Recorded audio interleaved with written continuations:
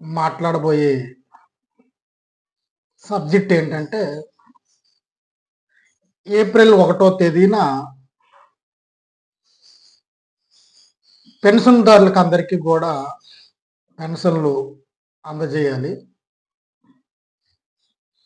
1వ తారీఖునే పెన్షన్లు అందజేసే సౌలభ్యాన్ని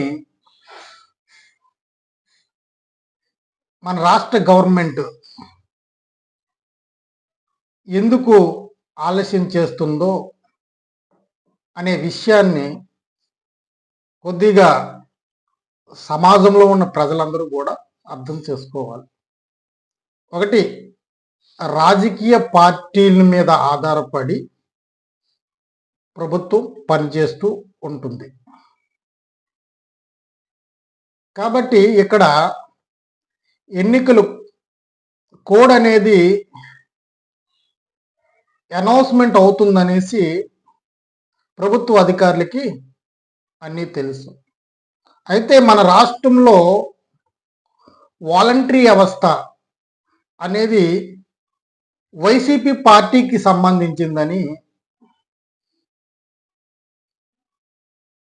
ఆలోచనతో ప్రతిపక్షాలు అందరూ కూడా వాలంటరీ వ్యవస్థను పూర్తిగా రద్దు చేయాలి, వాలంటీర్ల ద్వారా పెన్షన్లు పంపిణీ చేయకూడదు అని కోర్టులో పిటిషన్ వేయడంతో దానిపై స్పందించిన ఎన్నికల కమిషన్ వాలంటరీ వ్యవస్థను రద్దు చేసింది. అయితే నిజంగా మన ప్రభుత్వ అధికారులు సరైన విధానంలో అవగాహన లేని పద్ధతిలో ఉన్నారు. అందుకే రాజకీయ వ్యవహారాలతో కూడిన ప్రభుత్వం ఉంటేనే సరైన టైంకి పెన్షన్ ఇవ్వగలిగే అవకాశం ఉందా? నిజంగా ఇక్కడ 1వ తారీఖుని పెన్షన్ అందకపోతే పెన్షన్దారులు ఎన్నో ఇబ్బందులు పడతారనే విషయము ఆంధ్రప్రదేశ్ గవర్నమెంట్కి అర్థం కావాలి. ఈ గవర్నమెంట్లో పనిచేస్తున్న ప్రభుత్వ అధికారులు ప్రభుత్వ అధికారులకు అర్థం కావాలి. ఇంతవరకు ఇచ్చిన పెన్షన్ 1వ తారీఖున ఇప్పుడు ఇవ్వలేకపోవడానికి గల కారణాలు ఏంటి? వాలంటరీ లేకపోతే 1వ తారీఖున పెన్షన్ ఇవ్వలేరా? ప్రతి గ్రామంలో కూడా ఇప్పుడు సచివాలయం అనేది అందుబాటులో ఉంది. ఒక్కొక్క సచివాలయంలో 13 మంది సిబ్బంది ఉన్నారు. 2000 మంది కుటుంబాలకు సంబంధించి ఒక సచివాలయం అనేది ఏర్పాటు చేయడం జరుగుతుంది. అంటే ఒక సచివాలయం పరిధిలో పెన్షన్లు ఇంచుమించు ఎన్ని ఉండవచ్చు? 400 లోపే పెన్షన్లు ఉంటాయి. 400 పెన్షన్లను 13 మంది సిబ్బందికి ఇంకా ఎక్స్ట్రా కావాల్స్తే ఇతర సిబ్బంది కూడా యాడ్ అవుతారు. ఈజీగా 1వ తేదీనే పెన్షన్ డిస్ట్రిబ్యూషన్ చేయడానికి అన్ని సౌలభ్యాలు కూడా మన ఆంధ్రప్రదేశ్కి ఉన్నాయి. అయినా లేట్ చేయడానికి గల కారణం ఏంటంటే ప్రభుత్వ అధికారులు మేము ఇస్తాం 1వ తారీఖుని అని చెప్పడానికి ఎందుకు రావట్లేదు? Andhra Pradesh government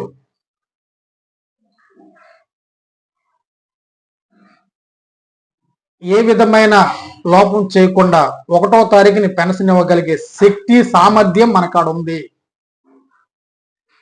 already pension amount అనేది బ్యాంకుల్లోకి జమ చేయడం జరిగింది. కాబట్టి మేము సిద్ధంగా ఉన్నాం 1వ తారీఖున పెన్షన్ ఇవ్వడానికి అని మన గవర్నమెంట్ అధికారులు ఎందుకు ముందుకు రావట్లే? ఈ యొక్క విషయాన్ని రాజకీయ పార్టీల వైపు తోసేయడానికి ఈ యొక్క నాటకాలన్నీ కూడా అవుతాయి అనేసి నాకు అర్థమవుతుంది. రాజకీయ పార్టీలు ఏ విధమైన అభ్యంతరము చెప్పవు. మీరు గవర్నమెంట్ అధికారులు సిద్ధంగా ఉంటే ఎప్పుడైనా పెన్షన్ డిస్ట్రిబ్యూషన్ చేయడానికి అన్ని సౌకర్యాలు కల్పిస్తారు. ఇప్పుడు రాజకీయ నాయకుల యొక్క బాధ్యత లేదు కాబట్టి ఇన్నాళ్ళు కూడా గవర్నమెంట్ అధికారుల యొక్క బాధ్యతతోనే పెన్షన్ డిస్ట్రిబ్యూషన్ జరిగింది. అయితే ఒక విషయాన్ని గవర్నమెంట్ అధికారులు స్పష్టం చేయాలి. పెన్షను అమౌంట్ అనేది పెన్షన్ ఖాతాలోకి ఇంకా రాలేదా వచ్చిందా అనేది స్పష్టమైతే ప్రతి ఒక్క పెన్షన్ డిపార్ట్మెంట్లో డబ్బులు అనేవి ఎప్పుడో వేసేయడం జరిగింది కాబట్టి పెన్షన్లు అందరికీ కూడా 1వ తారీఖుని ఇచ్చే అవకాశం ఉంటుంది. ఒక్క రోజులోనే ఇచ్చివచ్చు. ప్రతి సచివాలయం పరిధిలో ఒక్క రోజులోనే పెన్షన్లు అన్నీ కూడా డిస్ట్రిబ్యూషన్ చేయడానికి అవకాశాలు ఉన్నాయి. వాలంటరీ ఉన్నా లేకపోయినా అది చేయగలిగే సామర్థ్యం మన ఆంధ్రప్రదేశ్ గవర్నమెంట్ సిస్టంలో ఉంది. దాన్ని ఎందుకు గుర్తించి సరైన విధానంలో ఓడుకోకుండా మన యొక్క గవర్నమెంట్ అధికారులు ఎందుకు ఆలస్యం చేస్తున్నారు? మనల్ని మనమే చిన్నచూపు చూసుకునే పరిస్థితిలోనికి తీసుకొని వస్తున్నారు.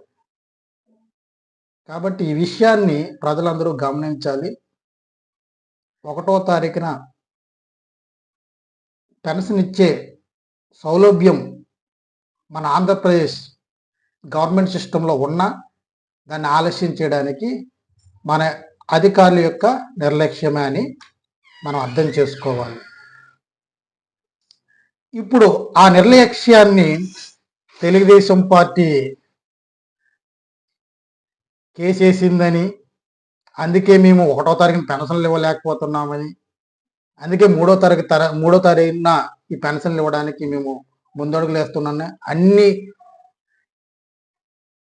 సిద్ధపాటు చేస్తున్నామని చెప్తున్నారు. ఎంత ఎన్నికల నోటిఫికేషన్ వచ్చినప్పుడు అవగాహన ఉండాలి. 1వ తారీఖు పెన్షన్ ఇచ్చే దిశగా గవర్నమెంట్ అధికారులు మోటివేషన్ అవ్వాలి. వాళ్ళు కేసు వేస్తారా వేయరా అనేది మీకు అనవసరం. వాలంటరీ వ్యవస్థని ఎట్లాగే వాడకూడదనేసి ఎన్నికల కోడ్ ఉన్నది కాబట్టి వాలంటరీ వ్యవస్థను వాడకూడదని నిర్ణయించుకునేటప్పుడు 1వ తారీఖున పెన్షన్ ఇచ్చే దిశగా మార్గాలను ఏర్పాటు చేయవలసిన అవసరం ప్రభుత్వ అధికారులకు ఉన్నది. అయితే దీన్ని రాజకీయం చేయాలనే దిశగా పార్టీలు అట్లాగే మీడియా దృష్టిలో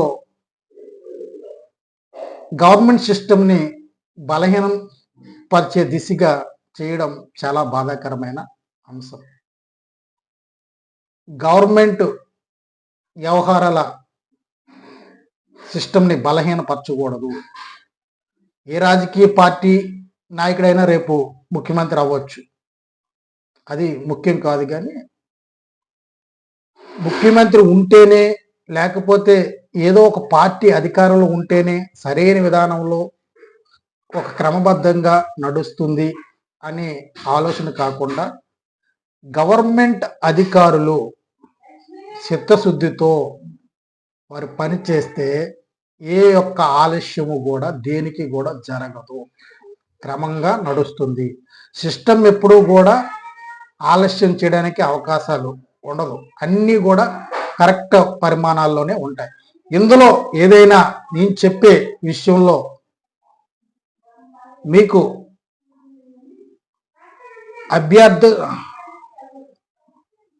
మీ మనసులకు నొచ్చుకున్నట్టుంటే మీరు కామెంట్ చేయండి. ఆ కామెంట్ ప్రకారంగా మీ యొక్క సమాధానం రాయండి. దాని ప్రకారంగా నేను మీకు ఆన్సర్ ఇవ్వడానికి ప్రయత్నాలు చేస్తాను. కాబట్టి మన గవర్నమెంట్ సిస్టమ్ అనేది, గవర్నమెంట్ అధికారులు అనేవాళ్ళు సరైన విధానంలో స్పందించకపోవడం, పని చేయకపోవడం, పని చేయడానికి నిర్ణయించుకోకపోవడం వలన ఈ యొక్క తప్పిదాలన్నీ జరుగుతున్నాయి అనేది స్పష్టంగా అర్థమయ్యే అంశం. వీటిని రాజకీయాల వైపుకు మళ్లించకండి. ఆ పార్టీ అడ్డు పెట్టింది, ఈ పార్టీ ఇవ్వడం మానేసింది, పార్టీలకు సంబంధం ఏంటి? ఈరోజు ఏ విధమైన సంబంధం లేదు. వాళ్ళు వాలంటరీ వ్యవస్థని ఓడుకున్నందుకు వారిపైన నిఘా పెట్టారు కాబట్టి, డబ్బులు ఇస్తున్నాం కాబట్టి ఓట్లు ఇవ్వండి అనే తప్పిదాలు ఏమైనా వాలంటీర్లు చేస్తారనే ఆలోచనతో తెలుగుదేశం పార్టీ వారిపైన కేసు వేయచ్చు. కాబట్టి వాలంటరీ వ్యవస్థ తీసేసినంత మాత్రాన 1వ తారీఖున పెన్షన్ ఇవ్వలేము అనే అపనమ్మకాన్ని ఎందుకు గవర్నమెంట్ రప్పించాలి? మనకి పెన్షన్ 1వ తారీఖున ఇచ్చే సౌలభ్యం బలంగా ఉంది. మన సిస్టమ్ అంతా పకడ్బందీగా ఉన్న సిస్టమ్. అలాంటి సిస్టమ్ని ఎందుకు బలహీనపరచడానికి ప్రయత్నిస్తున్నారు? రాజకీయం చేయడానికి ఎందుకు ప్రయత్నిస్తున్నారు అనేది నా సమాధానం, నా యొక్క క్వశ్చన్. దానిపైన దృష్టి పెట్టవలసిన అవసరం ఉంది. మన గవర్నమెంట్ అంటే ఒకవేళ మనకి మన ఆంధ్రప్రదేశ్కి గవర్నర్ పాలన వచ్చిన ఆ పాలనలో కూడా సరైన విధానంలో పెన్షన్లు డిస్ట్రిబ్యూషన్ చేసే సౌలభ్యం మనకు ఉందని మనం తెలుసుకోవాలి. కాబట్టి మన గవర్నమెంట్ అధికారులు ప్రతి విషయాన్ని కూడా ముందస్తుగా గమనించి ప్రభుత్వము ఒక పార్టీ అధికారంలో లేకపోయినా మన గవర్నమెంట్ సిస్టమ్ ద్వారా క్రమంగా ప్రతి దాన్ని కూడా మేము చేయగలం అనే భరోసా ప్రజల్లోనికి గవర్నమెంట్ అధికారులు కలిగించాలి. ఆ భరోసా లేకపోవడం వల్లనే ఇలాంటి వ్యవహారాలన్నీ కూడా జరుగుతున్న ఈ విషయం పైన ప్రజలందరూ కూడా గమనించాలని కోరుతున్నాను.